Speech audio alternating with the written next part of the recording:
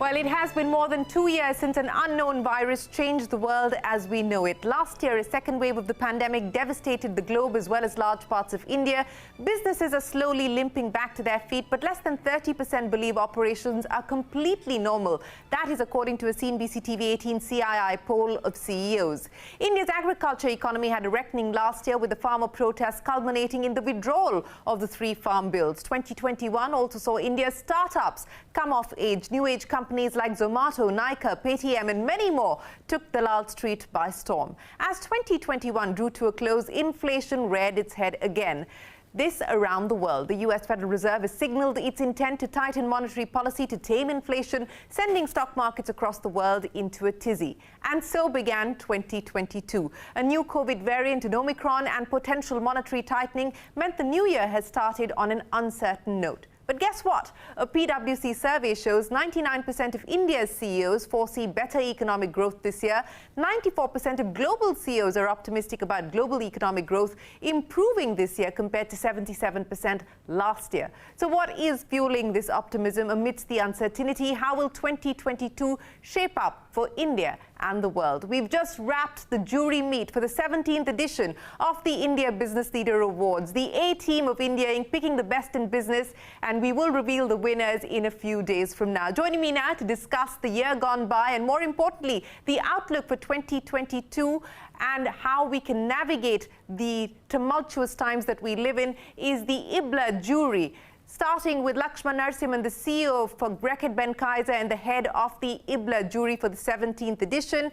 Also with us, veteran banker Uday Kotak, who has been a member of the IBLA jury for many years. Nestle India's head Suresh Narayanan, Biocon's Kiran Mazumdar-Shaw, Standard Chartered Zareen Daruwala, Sanjeev Bikhchandani of InfoEd, Salil Parekh of Infosys, and SoftBank's Monish Verma. Ladies and gentlemen, many thanks for joining us here at the 17th edition of the India Business Leader Awards as we talk about navigating 2022. Lakshman Narasimhan, let me start by asking you, what do you potentially see as red flags on your dashboard as of today? Are you in the optimistic camp, the CEOs that believe that 2022 is in fact going to be better than the year gone by? Take me through what the outlook is.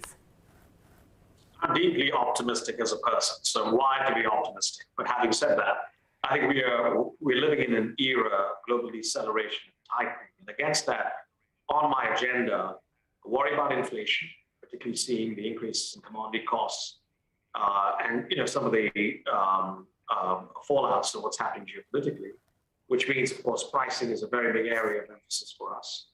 The second is supply and supply resilience. The supply chains of China to the US, for example, have essentially doubled in length. And how we ensure the supply chains are resilient and how we ensure products are available to our customers is a big area of focus. The third is we're moving hopefully to an era of moving from an endemic, from a pandemic to an endemic type of an operating environment, which has implications for demand for businesses that we own, but also for our workforce and how we engage our people. And all that is happening in an environment of digitization that's multi-year in its making, as well as sustainability and our commitment to it. So that's really on my dashboard in terms of how I think about business. Deeply optimistic. I know that 2022 will be tough, but I think we can certainly do better. Well, it is going to be tough and it is going to be challenging, but I just want to pick up on one of the issues that you spoke of, Lakshman, before I get Mr. Kotak in on the conversation as well. And what you said there in terms of supply chain resiliency, how much of the disruption and the dislocation do you believe has already been factored in? And do you believe 2022 is going to be a far more smoother affair when it comes to supply chain resiliency? I don't think it's fully worked itself through. I think if you just look at container movements around the world, we still have dislocations that are going on.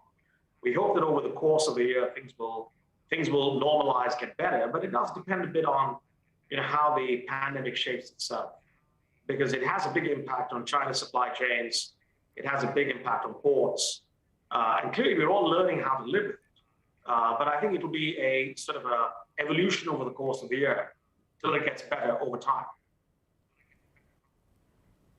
Okay, so widely optimistic Lakshman Narasimhan. Mr. Kotak, let me start by asking you that. How optimistic are you about the year ahead? And I want to understand from you what you make as far as the inflation problem is concerned. You know, over the past 12 months, you and I have spoken on several occasions, and you've been giving the boy cries wolf analogy, saying that, look, when the time comes, people won't believe it and it'll be too late. You know, where do you actually see the inflation trajectory now, and what is it going to mean in terms of rates? What is it going to mean in terms of money flows?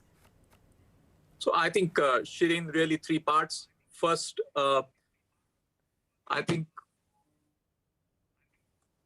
sorry, I just went off. Shireen, the first part really is on this printing press called global central banks. The time has come for us to really ask whether we can keep on printing currency and expect that it doesn't have any consequence. So I think the US and the US Fed, to start with, is beginning to realize the impact of so much of printing of currency in terms of what it does to the world. And as that corrects itself, we will see interest rates go up. The question is, we need to ensure that it's not a very hard landing, but a steady situation where interest rates go up without disrupting economic growth. And that is, I think, the single biggest challenge for governments, policymakers, and central bankers. And if we get that landing right, you could have a gradual rise in interest rates and economic growth continuing. Therefore, I am of the camp, steady increase in interest rates, but it is possible for the economy to continue to grow. And as far as markets are concerned, the long bond is already beginning to price in higher interest rates. And at the short end, in the equity markets, you will see a change in the mix from companies where the cash flows were very, very much into the future, getting valued at high PEs, to more modest PEs, and some churn towards companies which benefit from inflation. I think it's a given that the Fed is going to act. The question, though, as you point out, is will it be disruptive in its action? Because many argue that the Fed is already behind the curve. What's the expectation on the rate cycle? And more importantly, what will that mean as far as emerging market flows are concerned, Mr. Kotak? So the jury is out, but looks like 3 to 4 rate cuts. And more importantly, how fast the Federal Reserve shrinks its balance sheet. That's an even more important point. Also, sometime by second half of 22, the ECB also will have to start moving. But the most important point is, besides the monetary side of this, as Lakshman rightly pointed out, we need to fix the supply side. Because if we get the supply side better, then at least we have goods and services at a price. Yes, supply chain disruptions have caused havoc through the course of the last 18 months, and the hope is that we will see stabilization as far as supply chains are concerned. But Zareen, how many rate hikes are you factoring in? And more importantly, which camp do you belong to, the optimistic camp or the widely optimistic camp? I'm in the cautiously optimistic camp, but Shireen, I agree with what opened a third camp now. I agree with what Uday said. I think the bigger issue is the kind of government indebtedness to GDP that we've seen really spiral away in the last 1 or 2 years. That is something that clearly is, we've seen that play out in Brazil and Turkey, where it has played havoc with the other macroeconomic factors also. And the last 2 years, in fact, we've seen, including India, the government debt to GDP really go up. So next 1 or 2 years will be about how governments manage the fiscal deficit, as well as using the monetary policy in a way that growth is sort of enabled, but at the same time, there's prudence in how you manage the fiscal deficit. You know, we've got the budget around the corner on the 1st of February, and many would argue that perhaps monetary policy has done its part for now in the context of the fact that we're now seeing inflation rise and a move towards a tighter interest rate scenario. So the pressure then is going to be on the government to try and stimulate the economy and stimulate growth using tools in its power. What is your expectation, Zareen, as far as what the government can do at this point in time come the budget? So I think, Shirin, the government, to be fair, has done a lot in terms of the ECLGS and been prudent, rather than and using a lot of ECLGS, PLI, which is not immediate outflow, but also stimulates the economy. I think what really needs to be done is focus on health, education, and more of PLI, because that is clearly WTO compliant, brings manufacturing back into India in a meaningful way, and really fiscal prudence. I think these are the few things that is expected. Okay, let me get the two men who are watching the startup ecosystem very, very closely to comment on what they see as far as 2022 is concerned. Monish and Sanjeev Bikhchandani, let me address what we are currently seeing happen. To Mr. Kotak's point that we are going to see a move towards a tighter interest rate scenario. What that does to fund flows is the big question at this point in time. Monish, let me come to you now, because the big debate is on public market valuations versus private market valuations, which are irrational, and how irrational has the private market really been? How do you see this in the context of the shakeout that we've already now started to see happen? Sure. So first point, as Uday mentioned, right, rates will go up. As rates do go up, there's a recalibration on what you're willing to pay for cash flows that are going to come to you in the future. Public markets clearly have reacted to that and have reacted in quite a significant manner, not just in India, but in the US as well. If you look at what's happened to fintech stocks and other fast-growing stocks, public markets have taken into account the fact that rates will go up, and as a consequence, those valuations have come down. Private markets historically and always have lagged what happens in public markets, but they're not so far disconnected. So what's happened in public markets, we are going to see spillover effects of that into private markets as well. I think valuations are getting recalibrated. But what is undeniable, Trina, is that, look, this entire pandemic in the last 18 months, 24 months, the shift to digitization, the shift in fundamental consumer behavior when it comes to shopping, when it comes to how we pay for things, when it comes to health tech, ed tech, that shift is here to stay. So from a attracting capital point of view, yes, if rates go up, capital gets more expensive. Public markets are reflecting that. Private markets are starting to reflect that. Capital gets more expensive, but I don't believe there will be, for funding businesses with strong unit economics that are fundamentally solving pain points, there will be enough capital available.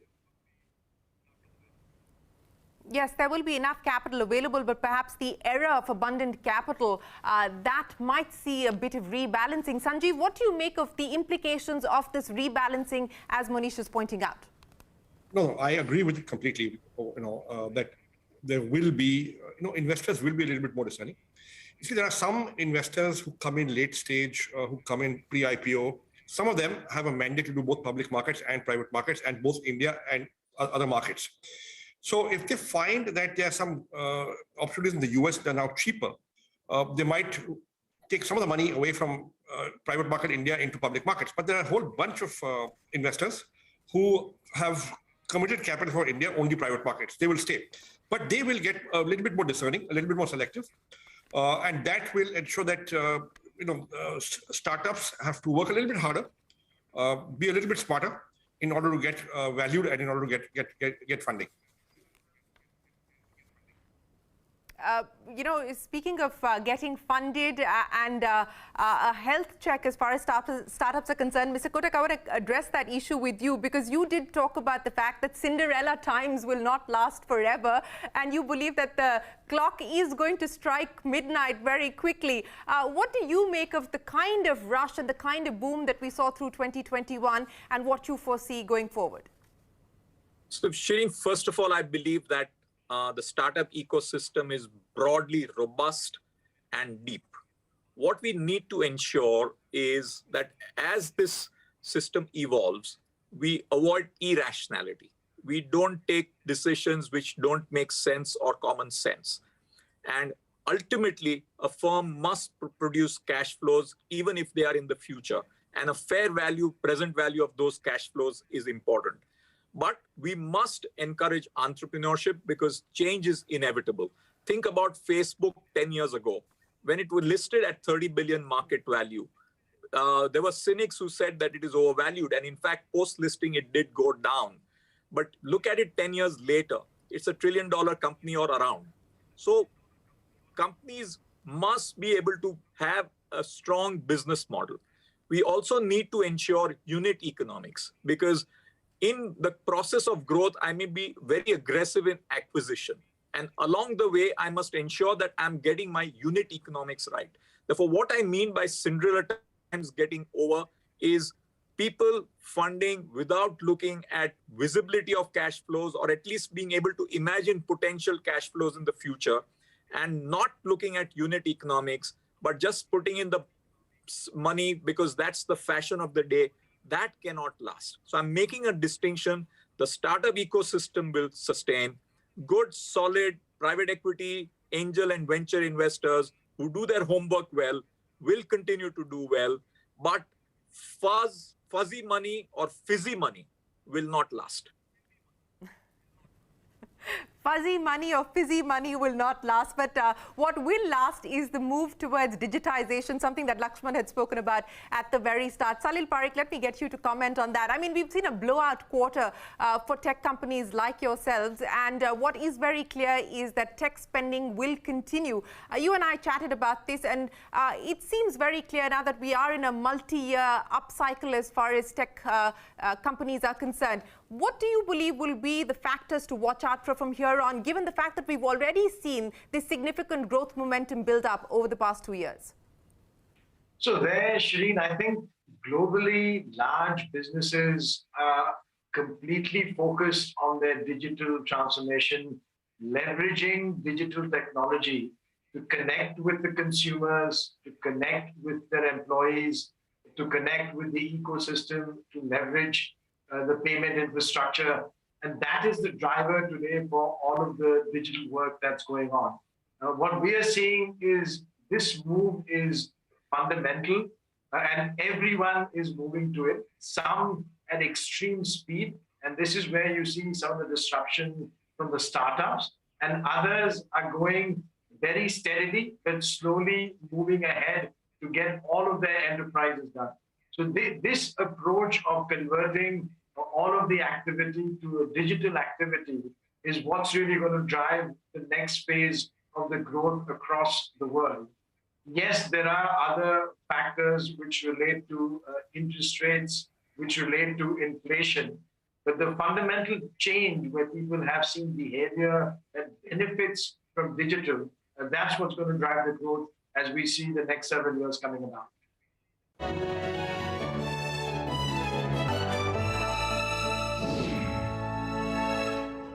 Suresh Narayanan, let me ask you about the demand visibility at this point in time, given the fact that we are seeing some of these risks being baked into growth estimates.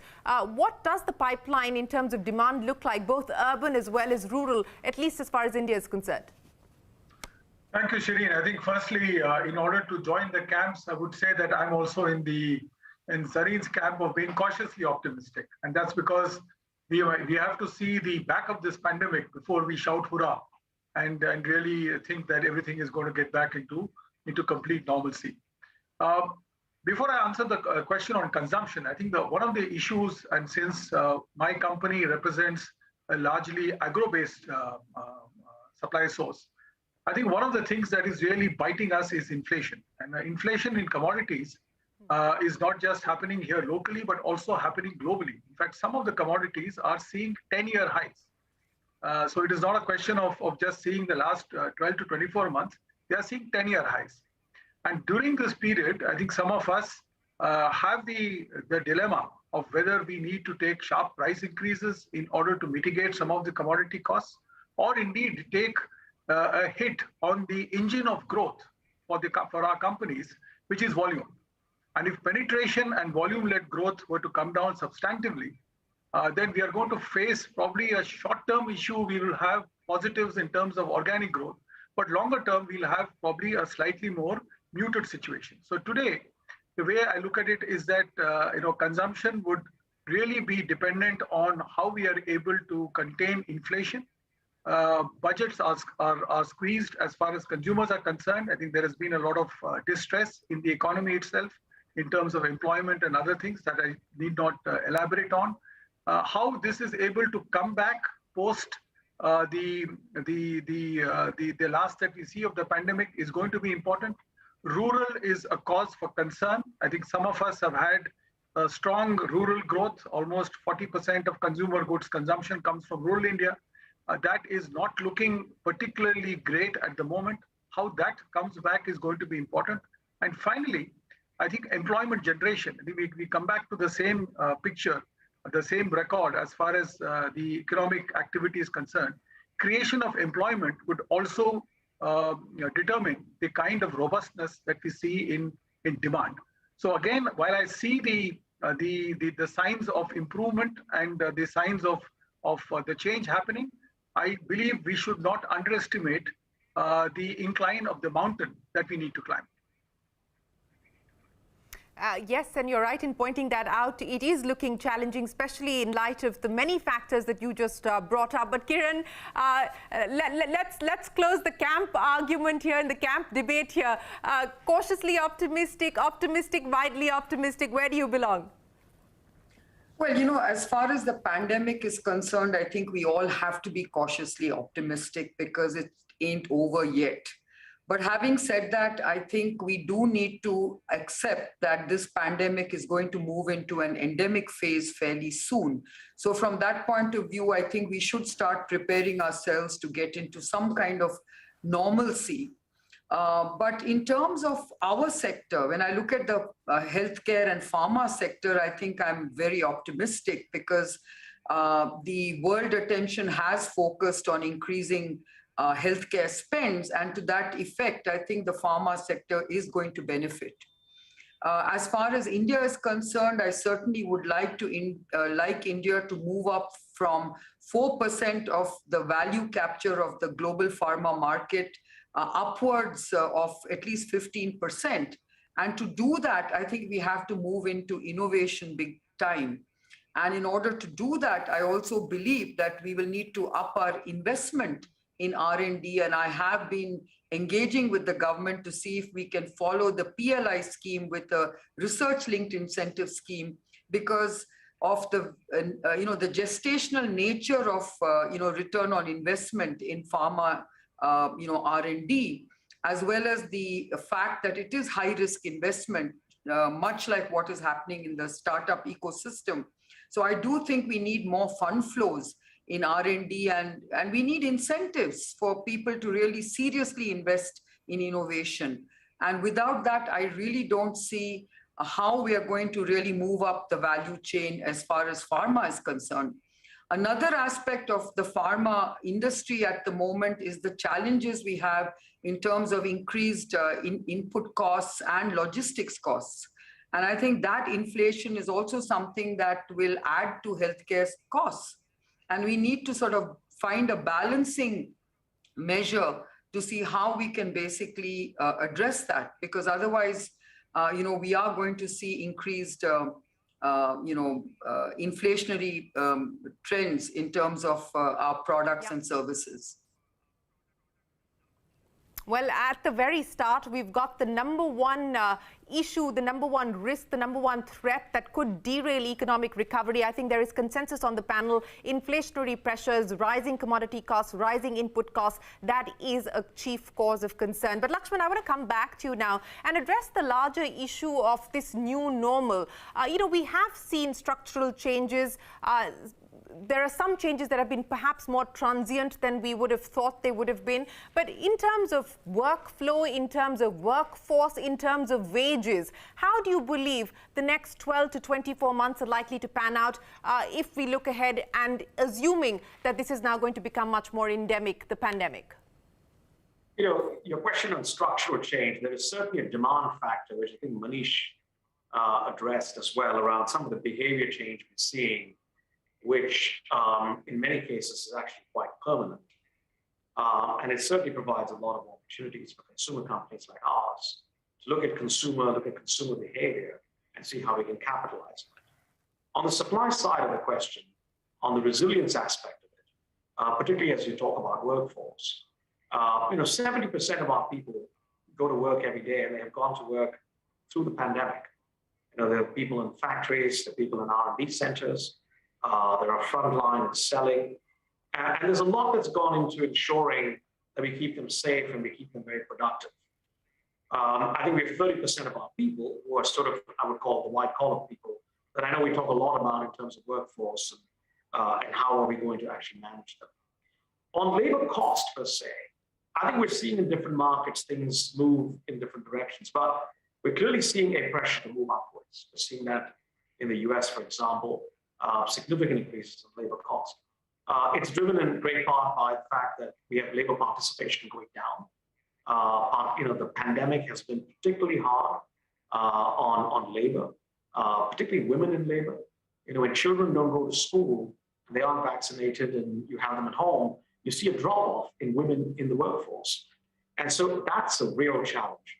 So clearly over the next couple of years, as we start to move into more of a normal setting, hopefully labor participation goes up.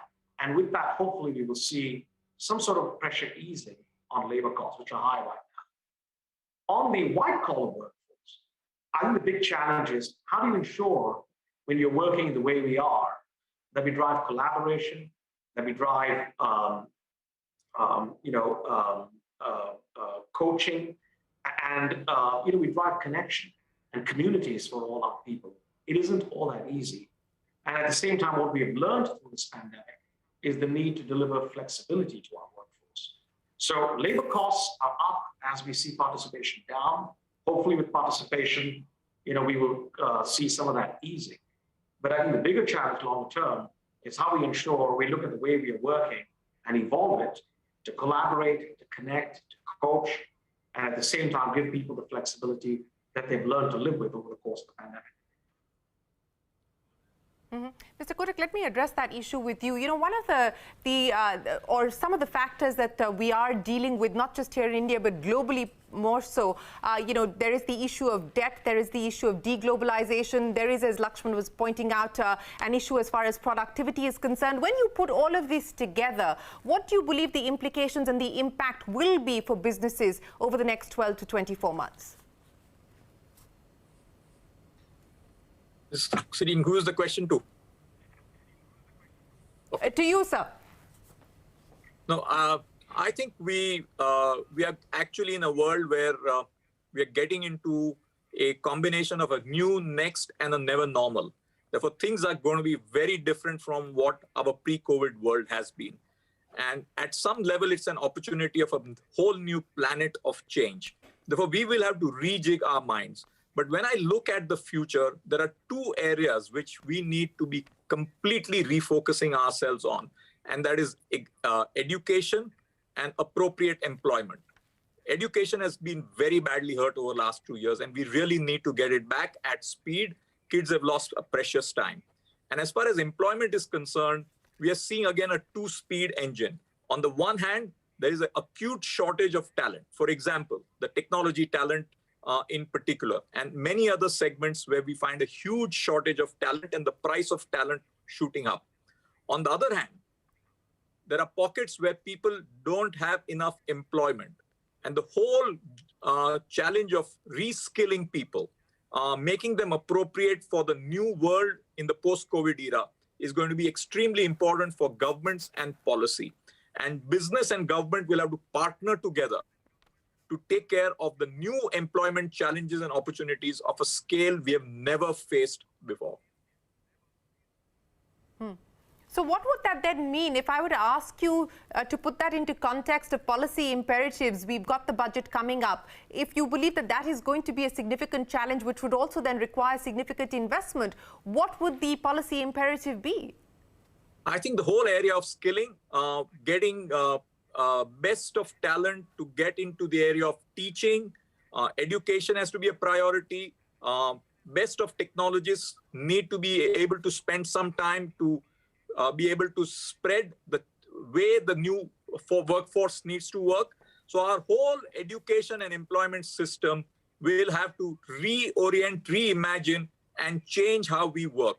And we are finding it at our workplace. There are pockets where we have a huge scarcity of talent and people. And there are many other places we are actually finding that there are too many people for the level of jobs which is going to be the post-technology world as we go forward. Therefore, how are we going to create these jobs? And that will ultimately bring us to the macro issue that which is going to be a pressure point, that if there are lots of people who may not be employable in the new world, how are states and governments going to take care of? And do we see ultimately an era of universal basic income coming? Well, that is a much debated issue, a universal basic income. It didn't find its way into the budget last time around. Will there be any mention of it this time? We don't know. But Monish and Sanjeev Bikhchandani, let me address the issue that Mr. Kotak raised.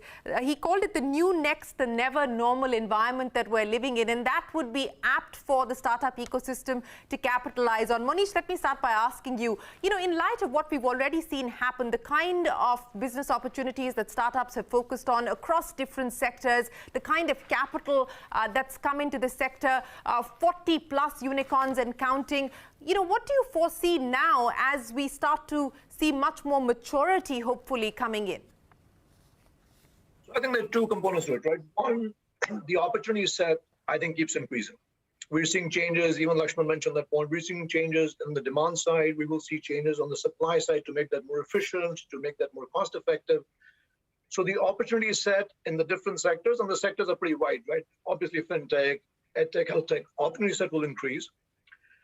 I think companies that have strong business models that are solving a real pain point will continue to attract capital. What has changed is the cost of that capital, right? The cost of that capital is very visibly changed in public markets, and it is changing private markets like, so it's changing in private markets as well.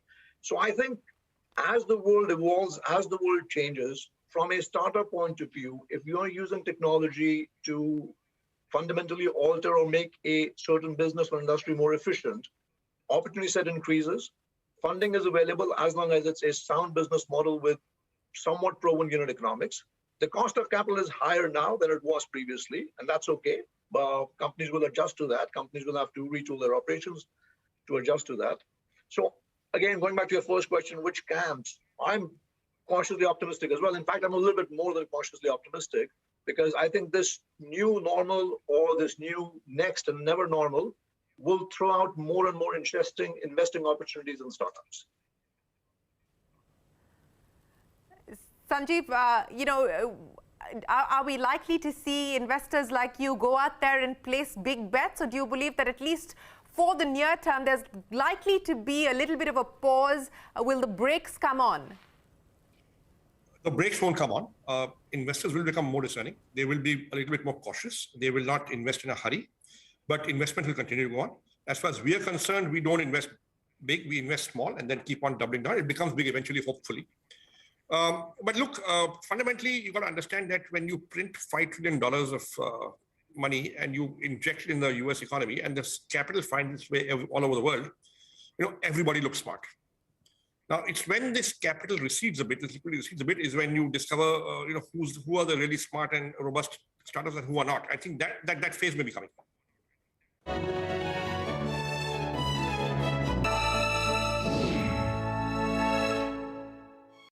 Suresh Narayanan, in the context of this new next and never normal, now for a business like yours, what does that mean in terms of portfolio, in terms of, driving themes like sustainability as core business ideas, core business propositions? How are you reading, the long-term scenario at this point in time, in terms of the choices and the bets that you will have to make?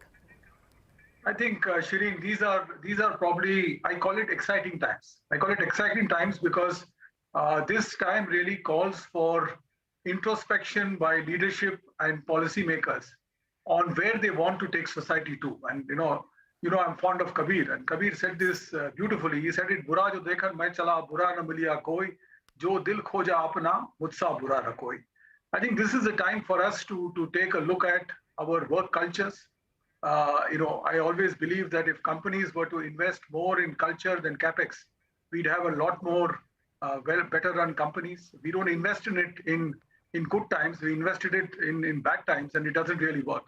I think work is getting recalibrated. Talent is hard to find. I fully agree with people on the call. But talent and fortunately young talent in the country and in my company. They work for more than just money. They work for a cause. They work for what the company stands for in terms of purpose and values. I think that is going to become very, very important. Workplace practices are going to become extremely important for us, be it in terms of work from home or work from anywhere. A lot of this is being revisited because these were topics that were really not on the table before the pandemic. Finally, I think sustainability. Sustainability is not a corporate do-good; it is a consumer need. And let's be clear about it. I think consumers want to have brands that are clean, that have got a purpose, that do something for society, and that stand for a purpose much larger than what they represent purely as a brand. So sustainability initiatives, I believe, will carry on because that is an essential of the business. And I believe that that companies will have to, as Manish rightly said earlier, will have to tweak their business models to see how they are able to manage this challenge of the worker, the workplace, and the worked upon. And these three elements would become very, very important. So the companies which have got the most robust practices in this, the most open minds, and probably the most vibrant cultures will be the ones who will ultimately succeed in this game. Oh, I agree with you on the issue of culture, but I think CapEx is equally important at this point in time, especially as we wait for private CapEx to pick up, and we've been waiting for that for long. So, Zareen, what's the expectation? Is 2022 going to be the year when we see a revival of private CapEx? Shane, actually, private capex investment starts when you have capacity utilization in excess of 70%. I don't think we are there right now. But hopefully in second half of this year, we may see capacity utilization going up and private sector investments coming in a meaningful way. We have, of course, seen a lot of investments coming on the back of PLI. I think that also will have a cascading effect, which will be meaningful. And if government has more PLI schemes in the coming budget, that also will sort of, in a way, give the spark to the sentiment of private sector investment. I think the government investments should proceed in infrastructure and power sector reforms, etc., should precede the private sector investment. Having said that, I think one place where we are seeing serious private sector investments already starting is in the ESG space. In fact, Asia Pacific is expected to lead the way with more than half the global ESG investments. And what we'll see, Shireen, also is that what we call greenflation will happen. Because people are going for the more expensive green investments, we will see a little bit of inflation triggered by that also, which will play out in the next 2-3 years. Oh, you're right. We're already seeing greenflation. That is a reality that we are going to have to live with as we move towards a cleaner, greener way of doing business. But Mr. Kotak, let me address the issue of culture, capex, and now consolidation, because what we saw through the course of 2021 was really a deal-led recovery. Do you see that continue through 2022, both inbound as well as outbound? Yes, I think we're going to see a significant consolidation of businesses, big becoming bigger. At the same time, it is always good to see the startup ecosystem out there with small companies testing the big companies over time. So I think the companies which will face the biggest challenge are the companies in the middle. Either you become big or you will have yourself as a middle player, pressure both from the big and from the startup system. And this consolidation will be ultimately certainly value accretive as we go into the future. But the issue is that if the middle gets hollowed, how are we going to ensure long-term employment for a large number of people in the future? That is going to be a challenge. Lakshman, how are you looking at the era of consolidation as the big get bigger, and especially in light of potential partnerships and collaborations with the startup ecosystem as well? You know, on the startup ecosystem, I think we have found India to be a terrific source of ideas, a terrific source of innovation. And, we intend to capitalize on that. So We have our venture fund operating in India. We have made a few small investments in companies, both to learn, but also to share, what is it that we're doing that can actually be helpful to them. And the expectation is that India being such an important market for us, we expect to participate even more extensively in the Indian startup ecosystem. Okay, that's good to hear, and that is good news for startups who are looking at potential partnerships as well. Kiran, as we look at opportunities, and you've spoken extensively about the need for greater degree of incentives to promote R&D, but if I were to ask you about the number one opportunity as you look about the partnerships that you're getting into, the deals that you're potentially looking at this point in time with the likes of Serum, etc., what are the opportunities that you believe we must capitalize on as a nation and, of course, you as a company? Well, I personally believe that India has a unique opportunity to play a very dominant role in pharma biotech. And I really believe that this is an opportunity to focus on investing in a much bigger way, both in R&D and manufacturing. I think we are not investing enough in biomanufacturing. That's an enormous opportunity for India. And I think we need to really step up our investment in R&D. I think serious investment in R&D is the need of the hour for the Indian pharma biotech sector. I also believe that we have a very large opportunity to scale up many of the innovative startups that we are seeing in this sector. And that is really my biggest worry, because we have a huge mushrooming of very innovative startups. But where I see the challenge is really the scaling opportunities for these companies, which is really about access to capital. And I really would love to see a day when we have access to capital markets for many of these companies which are R&D driven. I don't still see signs of that for the life sciences startups. Okay, let me get each one of you to give us your closing comments. And Mr. Narayanan, I'll start by asking you. We've talked about the opportunities, we've talked about the risks as well. But if there were to be one area that you as a company and as a leader intend to focus on through 2022, what will that be? Really grow with compassion. Grow as a company, but we grow with compassion all across the ecosystem, whether it is our partners, whether it is our people, whether it is our farmers. I think growth with compassion would really be something that would be an important theme as we come out of this pandemic. Salil Parekh, your number one agenda as CEO? For me, really, it's all about the people. There was a lot of discussion on skills, availability, reskilling. For me, it's critical that we have to be much more focused on what are the needs of the people that are part of this workforce. How is this work from home, hybrid? How is a flexible model going to work? How are we going to reskill? We have an enormous opportunity to create massive employment within the country, which we need, not just from services, but from manufacturing. But the key is really making sure that the people remain engaged. Monish, what will be the priority as far as SoftBank is concerned, specifically for India? So as an investor, look, this is an exciting time for us. The opportunity set has expanded significantly. Valuations have obviously corrected, which makes it great for us.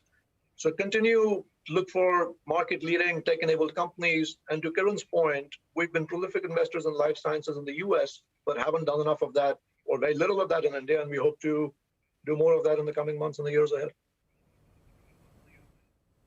Sanjeev?